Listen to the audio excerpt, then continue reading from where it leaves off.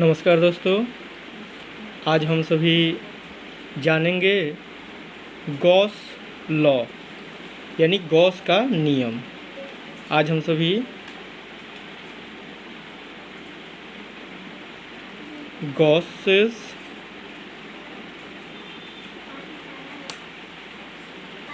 Law अर्थात Gauss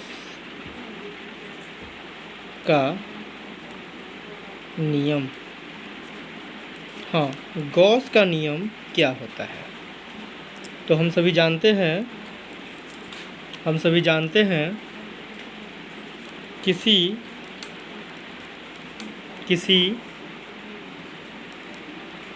बंद पृष्ठ से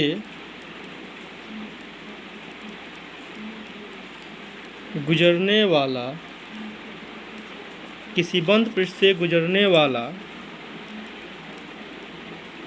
कुल फ्लक्स अर्थात एक बंद पृष्ठ है जिससे गुजरने वाला कुल फ्लक्स उस पृष्ठ के अंदर उपस्थित आवेश का 1/ε0 गुना होता है। कितना होता है? 1/ε0 गुना होता है। अर्थात गॉस का नियम यह बताता है कि किसी बंद पृष्ठ से गुजरने वाला कुल फ्लक्स उस पृष्ठ के अंदर उपस्थित आवेश का 1/ε0 गुना होता है। चलिए मान लीजिए कि एक बंद पृष्ठ है और इस बंद पृष्ठ के अंदर हमारा कुछ आवेश Q1 है, Q2 है, Q3 है। तो हमारा इस बंद पृष्ठ के अंदर आवेश Q1, Q2 और Q3 है। तो इसके अंदर जो उपस्थित फ्लक्स होगा, इस पृष्ठ से गुजरने वाला जो फ्लक्स होगा, तो उस पृष्ठ के अंदर यानी कि इसके अंदर उपस्थित है Q1, Q2 और Q3। तो इस पृष्ठ के अंदर उपस्थित आवेशों का, तो मान लीजिए कि हमारा कुल फ्लक्स हो गया phi = 1/ε0 और कुल आवेश क्या हो जाएंगे? तो Q1 + Q2 + Q3।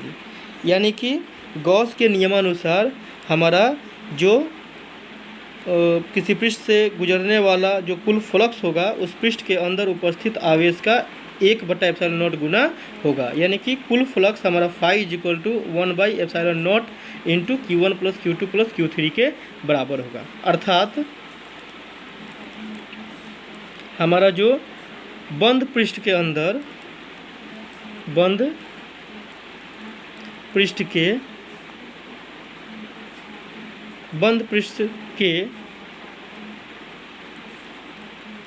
कुल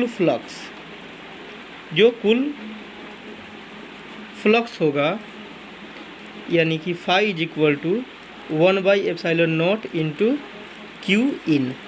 Qin का मतलब हो गया कि इसके अंदर उपस्थित कुल आवेश। किंतु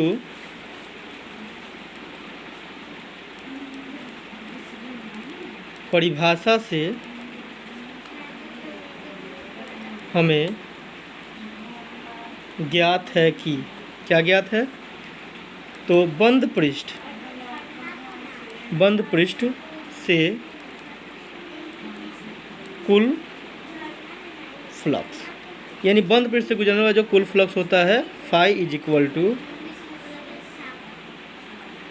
क्लोज इंटीग्रल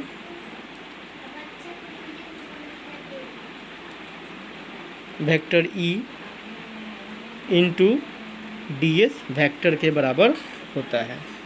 देयरफॉर इसलिए close integral vector E × ds is equal to 1/ε0 into Q in, यानी कि उस पृष्ठ के अंदर उपस्थित कुल आवेश। यह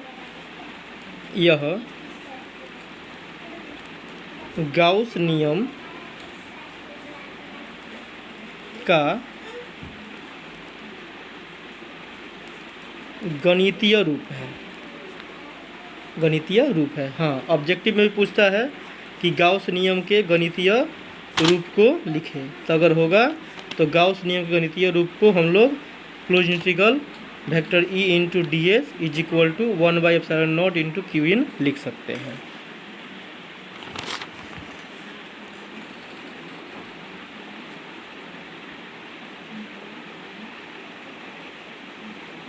अब हम जानेंगे कि गाउस के नियम को हल कैसे करते हैं, यानी कि गाउस का नियम किस प्रकार से हल किया जाता है। अगर आपको दे दिया जाए कि गाउस के नियम को हल करें, तो अब हम लोग अपने अगले वीडियो में गाउस के नियम को हल करना जानेंगे।